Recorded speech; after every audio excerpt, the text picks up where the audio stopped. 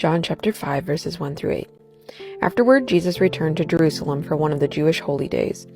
Inside the city near the sheep gate was the pool of Bethesda, with 5 covered porches. Crowds of sick people, blind, lame, or paralyzed, lay on the porches.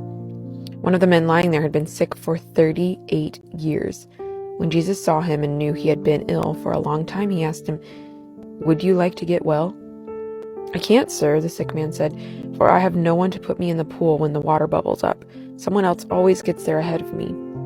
Jesus told him, "Stand up, pick up your mat, and walk." John chapter 5, verses 9 through 15. Instantly the man was healed. He rolled up his sleeping mat and began walking. This miracle happened on the Sabbath, so the Jewish leaders objected. They said to the man who was cured, "You can't work on the Sabbath. The law doesn't allow you to carry that sleeping mat." But he replied, "The man who healed me told me, 'Pick up your mat and walk.'" "Who said such a thing as that?" they demanded. The man didn't know, for Jesus had disappeared into the crowd, but afterward Jesus found him in the temple and told him, "Now you are well, so stop sinning, or something even worse may happen to you." Then the man went and told the Jewish leaders that it was Jesus who had healed him.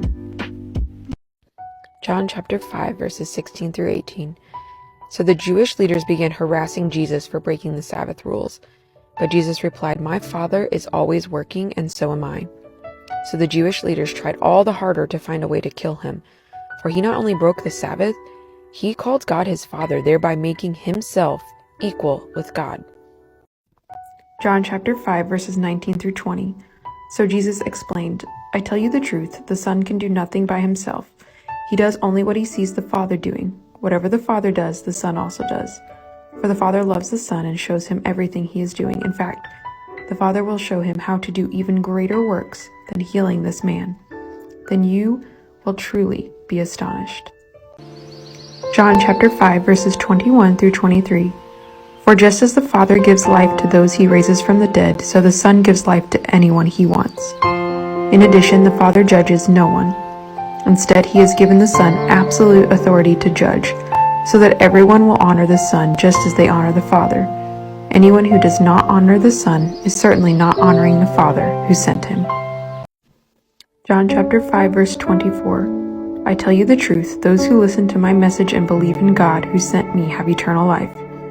They will never be condemned for their sins, but they have already passed from death into life. John chapter 5, verses 25 through 27. And I assure you that the time is coming, indeed it's here now, when the dead will hear my voice, the voice of the Son of God, and those who listen will live.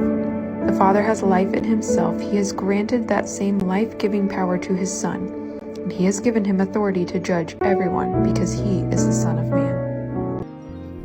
John chapter 5, verses 28 through 30. Don't be so surprised. Indeed, the time is coming when all the dead in their graves will hear the voice of God's Son, and they will rise again.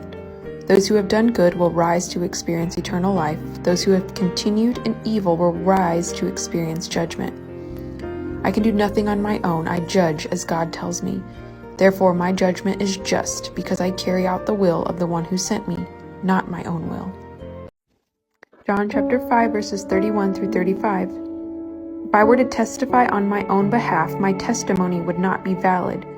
But someone else is also testifying about me, and I assure you that everything he says about me is true. In fact, you sent investigators to listen to John the Baptist, and his testimony about me was true. Of course, I have no need of human witnesses, but I say these things so you might be saved.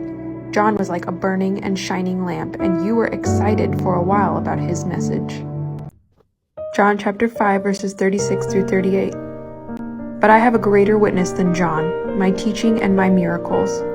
The Father gave me these works to accomplish, and they prove that he sent me. And the Father who sent me has testified about me himself. You have never heard his voice or seen him face to face, and you do not have his message in your hearts because you do not believe in me, the one he sent to you. John chapter 5, verses 39 through 40.